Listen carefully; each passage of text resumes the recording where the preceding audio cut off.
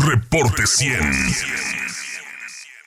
Tengo aquí con nosotros en cabina a José Fidel Ramírez, colaborador de este espacio de noticias.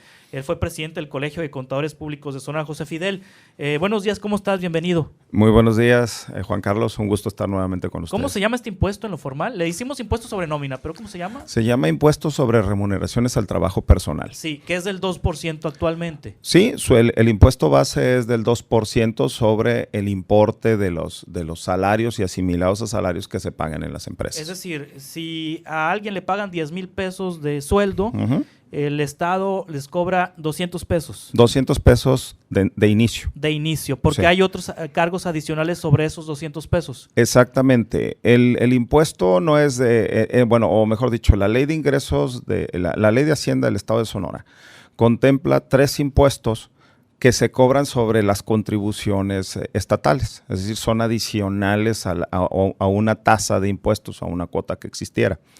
Estos son el impuesto para el sostenimiento de las universidades de Sonora, el impuesto para el fortalecimiento de la infraestructura educativa y un impuesto que va directo al Consejo Estatal de Concertación de Obra Pública, o SECOP. Cada uno de ellos es un 15% adicional a la contribución base. Es como cuando revalidamos las placas que nos ponen ahí impuesto para esto, que la Cruz Roja, que el otro, que... Exactamente. Esos son los adicionales que se cobran sobre la contribución principal. O sea, al final, ¿el empresario cuánto termina pagando por este impuesto de 2% de nómina? La tasa efectiva es 2.9%, es decir, 2.9%. por cada de 10,000, como en el ejemplo que tú colocas ahí, en lugar de ser 200 el pago sería de 290. 290. Así es. Entonces, y ese impuesto se paga por cada empleado que tenga el empresario o la empresa. ¿Lo pagan pequeños, medianos, grandes, súper grandes y de todos tamaños? Sí, todos aquellos que paguemos un salario o un asimilado estaríamos obligados a pagarlo al Estado. Sí. Y en el caso de empresarios muy pequeños hay unos ciertos subsidios, pero realmente no son tan elevados y realmente benefician a empresarios muy pequeños realmente, ¿no? Sí, pero digamos que una imprenta que tenga 15 trabajadores, los 15 que estén en el Seguro Social van a pagar el 2%, 2.9%. 2.9%, así es. 2.9%. Si no están en el Seguro Social y están en asimilados, también pagan. También pagarían, exactamente. Sí. Ahora, este comité ciudadano está proponiendo elevar del 2 al 3% el impuesto. ¿Significa que también los agregados incrementarían? Sí, porque incrementa la contribución base. Al momento de que incrementes un 50% adicional, que es lo que representa 1% sobre 2, pues la cantidad final o la tasa efectiva también se eleva, ¿no? Pasaríamos de 2.9% a 4.35%. 4.35%. Sería lo efectivo que estuvieras pagando. O sea, de los 10,000 pesos de sueldo de un empleado se pagarían 435. Así es. 435 pesos. Es correcto. Sí. Este impuesto lo paga el empresario, no el empleado. Exacto, es a cargo del patrón, del que paga el salario o el asimilado. Sí, sí. ¿Y el patrón de dónde lo saca? ¿De sus ganancias o de...? Lo tiene que sacar de su flujo normal de operación, es decir, sería un incremento a sus costos o gastos en forma directa. ¿Lo traslada a sus productos, a sus servicios? Pues eso ya dependería si el mercado sostendría el aumentar los precios, ¿sí? Entonces a veces lo que haces es absorberlo directamente de la utilidad. Sí. En el país, ¿cómo anda este impuesto? ¿Cómo se está cobrando en otros estados del país? Es variable, que como depende de cada uno de los estados, pudiéramos andar en tasas de entre el 1.8 hasta un 3,5%. Sí. O sea, es totalmente variable. Sí, ahora este grupo de empresarios dice estar dispuesto a asumir este impuesto. Ellos son los que lo están proponiendo. Pero hay voces que no están de acuerdo. Así es. ¿La economía en 2020 da como para que se eleve este impuesto? La verdad, desde mi muy particular punto de vista, considero que el contexto actual y el futuro próximo, no está como para soportar cargas adicionales. Consideremos que iniciamos este año con una visión o una expectativa de crecimiento económico del 4% de parte del presidente, aunque otros organismos externos decían y sobre todo internacionales, que nuestro crecimiento podía ser de 2.5%, y vamos a terminar, si el último parámetro, el último de este dato que teníamos era de cero crecimiento, ¿no? 0.0% de crecimiento. El cierre es probable que nos lleve a unas cuantas décimas arriba del 0%. No vamos a terminar muy fuertes. La proyección de crecimiento para 2020 es igual que al inicio del 2019, o sea, 2.5%, entre 1.5 y 2%. Si seguimos con esta dinámica de estancamiento inflacionario, donde las actividades están a un nivel muy bajo, pues realmente estaríamos esperando que andaríamos otra vez cercanos a ese 0% o décimas arriba del 0% finalmente. Sí. Entonces, ese contexto donde también viene un fortalecimiento de la fiscalización federal, donde va a haber costos adicionales que tienen que asumir los contribuyentes, principalmente los empresarios, considero que no es el momento adecuado para seguir subiendo las cargas fiscales a las empresas. Sí. A las empresas se les tiene que dar el auxilio, la ayuda para seguir trabajando, creciendo y generando mayores empleos. Ahora, eso justamente le preguntaba yo a Marco Antonio Paz Peláez, vocero del Comité Ciudadano de Seguridad Pública, y él dice que con los 500, 600 millones de pesos se harán inversiones que en lo sucesivo disminuirán los índices de inseguridad que les están provocando pérdidas a los empresarios.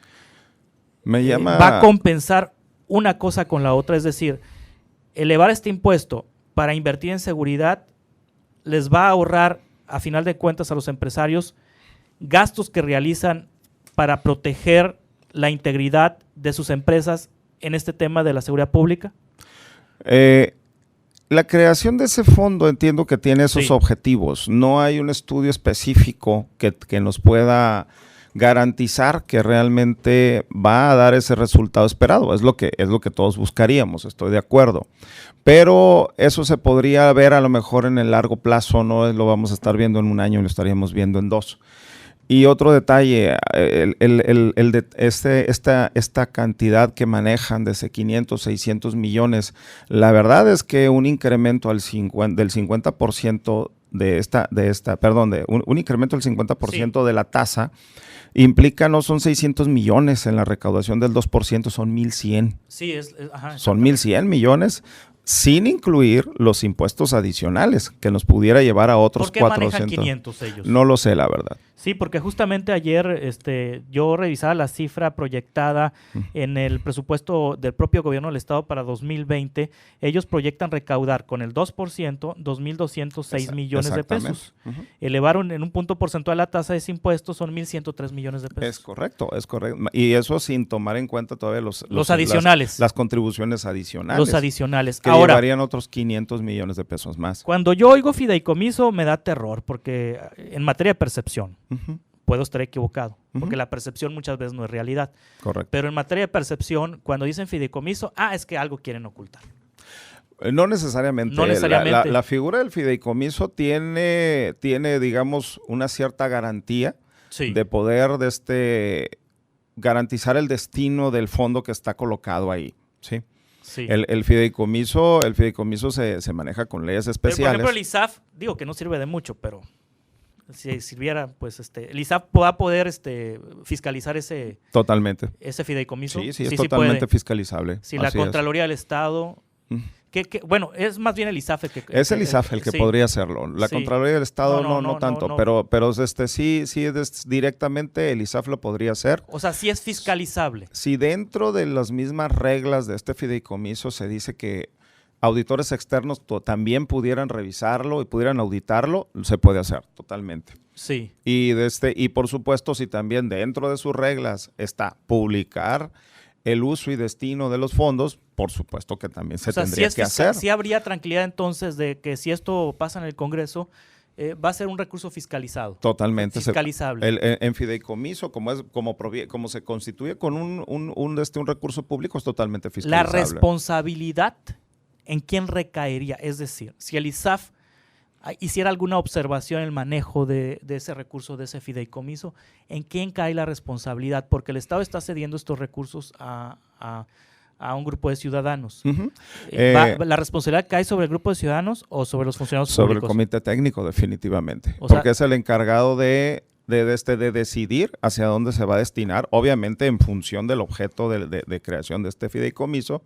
Y hay un fiduciario que a final de cuentas sería una institución financiera, bancaria, por ejemplo, o especializada en manejo de fideicomisos, y esta sería la que ejecutaría la orden, obviamente, pero directamente el que decidiría hacia dónde se aplica el recurso, insisto, en base a reglas específicamente determinadas o detalladas, es el comité técnico. Sí, muy bien.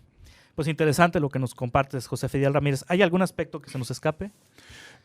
Pues la verdad, insisto, el tema de las cargas financieras fiscales es delicado. Estamos en un contexto donde realmente la proyección, como tú la acabas de mencionar, la proyección de recaudación de este impuesto, nos dice que es un 3.4% arriba del que teníamos para este año. Es decir, la expectativa de crecimiento para el Estado andaría alrededor de eso, ya que pues lo reflejas en esa misma proyección de recaudación para el próximo año.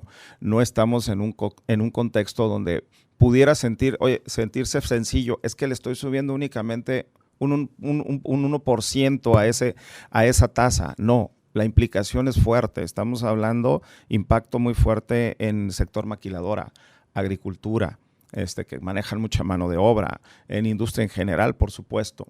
Pero la verdad es que las condiciones de crecimiento económico en general no están como para soportar muchas cargas financieras adicionales. Muy bien, José Fidel Ramírez, gracias por tu opinión esta mañana. Muchas gracias a ustedes. Expresidente del Colegio de Contadores de Sonora. Reporte 100.